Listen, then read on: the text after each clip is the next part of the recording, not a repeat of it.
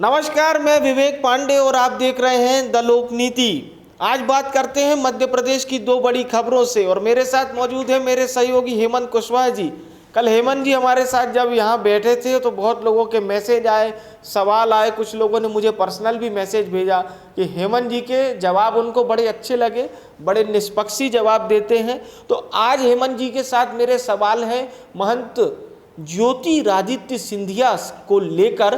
कल एक खबर बहुत ज़्यादा राजनीतिक सूबे गलियारे में चली कि राजनीतिक तौर पर ज्योतिरादित्य सिंधिया एक नई पार्टी बना सकते हैं, लेकिन शाम होते होते तक वो खबर डाउन हो गई। लेकिन आज सुबह फिर वो खबर देखने को मिली।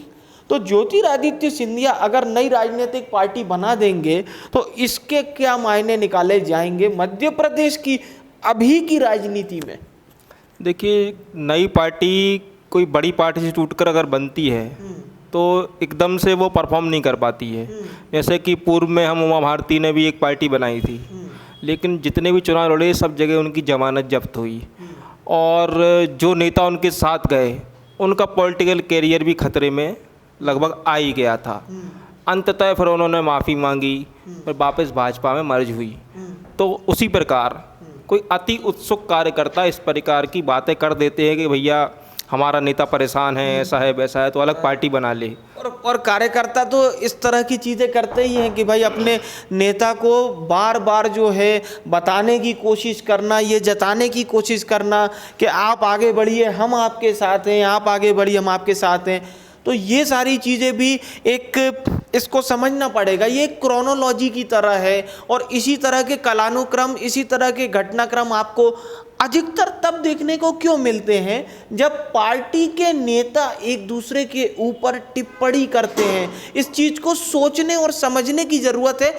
हेमंत जी से जानेंगे, जैसा कि कल इन्होंने बताया भी था, एक बहुत अच्छी बात आपकी मुझे लगी कि आपने बोला था कि मूल मुद्दों से ध्यान भटकाने के लिए बड़े नेता इस तरह की हरकतें करते हैं ताकि जनता मूल मुद्दे से अपना ध्यान भटक जाए, उसका ध्यान, और वो लग जाए उसी चीज़ के पीछे जहां पर नेताओं ने उसे लगाने की भरसक कोशिश करी है। बढ़ते हैं इसी खबर के दूसरे पहलू पर। कल जब मुख्यमंत्री कमलनाथ से पत्रकारों ने पूछा कि आप नाराज हैं क्या, तो वो कहते हैं नाराज तो मैं शिवराज से भी नहीं होता, तो इनसे क्यों होऊंगा। इसके क्या मायने निकाले जा सकते हैं? तो उनका ये कहना था कि भाई मैं विरोधियों से नाराज नहीं होता, तो वो तो फिर भी मेरे नेता हैं, तो मेरी पार्टी के। लेकिन आप खुल के कह भी तो नहीं रहे साहब कि एमपीपीसीसी की क्या गद्दी देंगे उनको, चीफ बनाएंगे उनको, ये भी नहीं कह रहे आप। देखिए, एमपीपीसीसी की गद्दी देना ना देना कमलनाथ जी के हाथ में नहीं है। वो राष्ट्रीय अध्यक्ष सोनिया गांधी उसको तय करेंगी और मुख्यमंत्री भी प्रायः उन्हीं ने ही तय किया था कि कमलनाथ जी मुख्यमंत्री बनेंगे। तो इस पर एकाधिकार शायद राष्ट्रीय अध्यक्ष का होना चाहिए और वो ही इसका तय करेंगे। ये कमलनाथ जी के हाथ मेरे हिसाब से नहीं। हाँ, बस वो एक मशवरा दे सकते हैं कि इनको बनाइए या इनको बनाइए, बाकी फाइनल डिसीजन तो मेरे हिसाब से सोनिया गांधी ही लेंगी। वैसे हेमंत जी की बात मेरे को और आपको भी काफ़ी हद तक समझ में आ रही होगी कि कांग्रेस में मंत्री, मुख्यमंत्री या किसी भी पद पर बनना या बिगड़ना 10 जनपद से आज से नहीं बल्कि सदियों से होता आया है। कांग्रेस में यह परंपरा है कि उसका नेता किसी भी जिले का हो, किसी भी राज्य का हो, 10 जनपद एक ऐसी सीढ़ी होती है जिस पर चढ़कर कार्यकर्ता भी बहुत बड़ा नेता बन जाता है। और ऐसे में क्यों ना, जब सिंधिया और कमलनाथ दोनों की राजनीतिक पृष्ठभूमि इतनी बड़ी और इतनी विविध है कि गांधी परिवार उनको डायरेक्ट कन्वे करता है, ऐसे में इस चीज़ को समझना बहुत ज़रूरी है। बहरहाल बढ़ते हैं अगली खबर की तरफ। बीडी शर्मा भारतीय जनता पार्टी के नवनिर्वाचित शब्द ठीक है, नवनिर्वाचित प्रदेश अध्यक्ष बन गए। भोपाल यानी कि मध्य प्रदेश की राजधानी, चर्चा ये हो रही है कि बीते कुछ समय से एक जो पैनल बनी हुई है भोपाल की, क्या वो बदलेगी?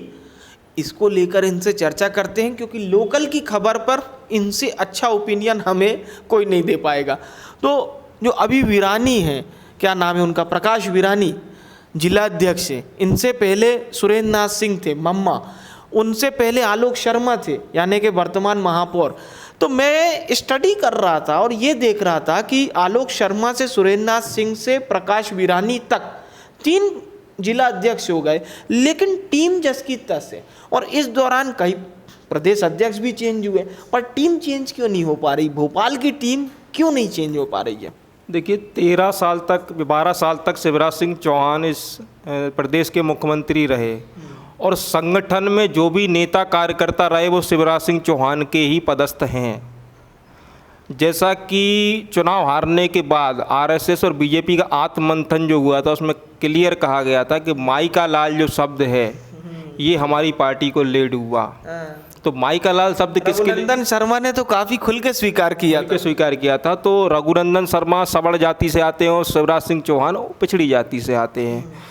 तो इस चीज़ को बदलने के लिए अब नई तरीके से राजनीति हो रही है, जैसे कि गोपाल भार्गव को विधानसभा का नेता प्रतिपक्ष बनाया गया है और बीडी शर्मा को बीजेपी का अध्यक्ष बनाया गया है।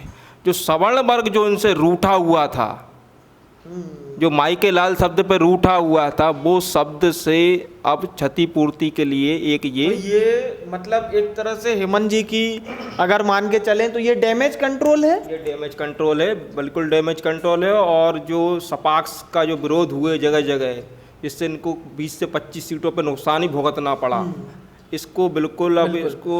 और चूंकि आपने सीटों का जिक्र किया है तो मैं इसमें एक लाइन और जोड़ देना चाहता हूं कि मध्य प्रदेश में जब भारतीय जनता पार्टी और कांग्रेस की उन सीटों का अंतर आया सामने, जहां पर कांग्रेस ने मामूली कहेंगे मामूली जीत दर्ज करी, वहां देखा ये गया कि जो नोटा को वोट मिले थे, मान लीजिए नोटा में 2500 वोट पड़े, तो भारतीय जनता पार्टी और कांग्रेस की जीत का अंतर 450 था।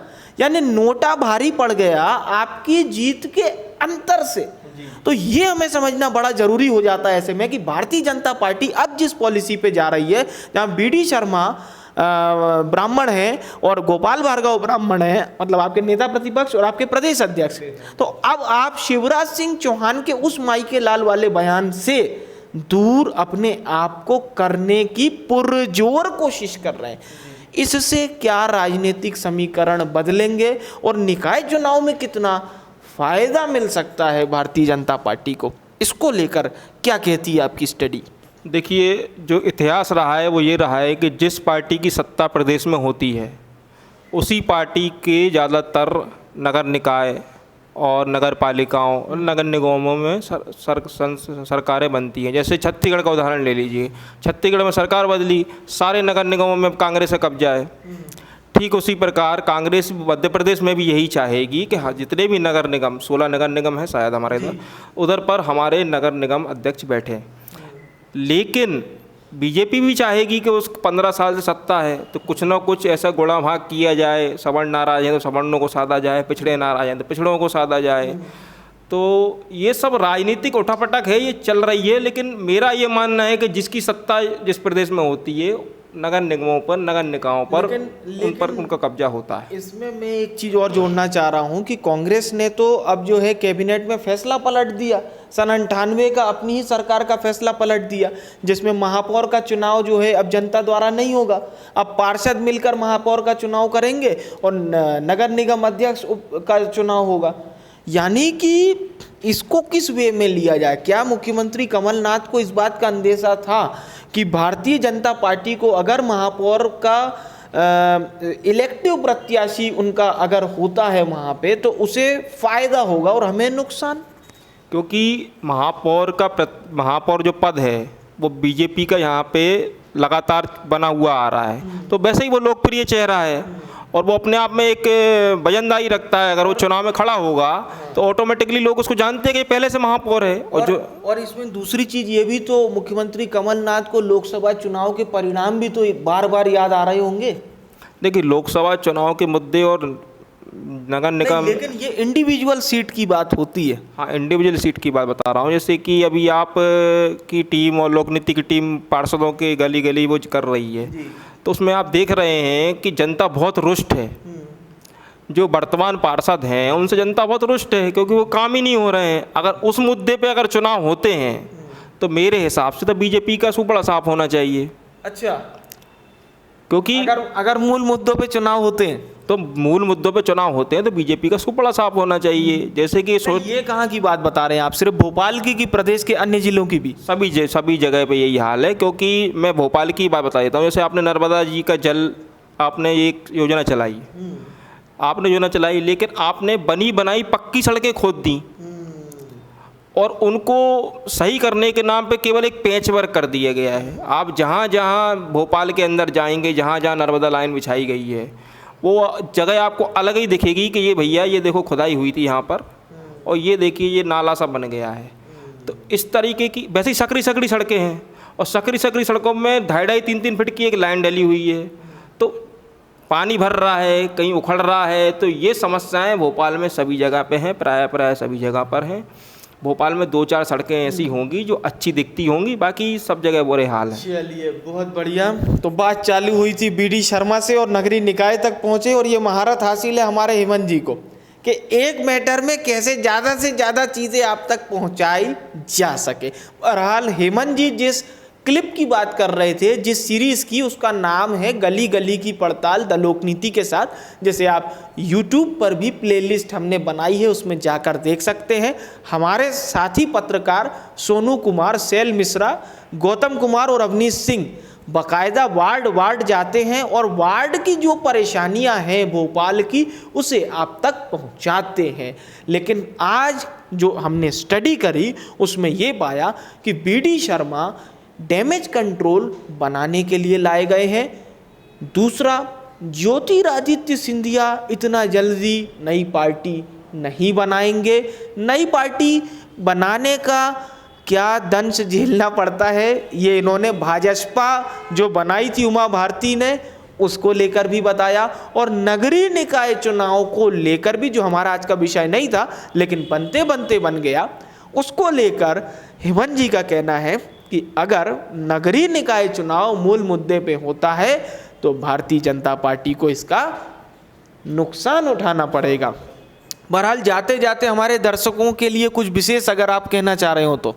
हमारा लोकनीति चैनल जरूर देखिए। ये फेसबुक, ट्विटर, यूट्यूब सब जगह उपलब्ध है। इंस्टाग्राम पर भी उपलब्ध है। हम लोग जनता से जुड़े मुद्दे दिखाते हैं जो जनता को सीधे फ़ायदा पहुंचाने का काम करते हैं। और आपको लगता है कि इसमें कुछ बदलाव लाना है या इसमें कुछ अच्छा हम लोग कर सकते हैं, बिल्कुल आप हमारे कमेंट बॉक्स में जाके इसको सुझाव दीजिए और हमारे चैनल, यूट्यूब चैनल को सब्सक्राइब कीजिए और इसमें लाइक, कमेंट जो भी आप अपने अनुसार कर सकते हैं बिल्कुल कीजिए। बिल्कुल। तो जैसा कि हेमंत जी ने आपको बता दिया कि द लोकनीति बिना किसी डर के सरकार की उन चीज़ों को दिखाता है जो जनता तक एग्जीक्यूशन के तौर पर ठीक ठाक तरीके से नहीं पहुंचा जा रही है। और द लोकनीति अपने हर वीडियो की पुष्टि भी करता है। बहरहाल इस साथी वार्ता को यहीं पर समाप्त करते हैं और खबरों में बने रहने के लिए देखते रहिए द लोकनीति।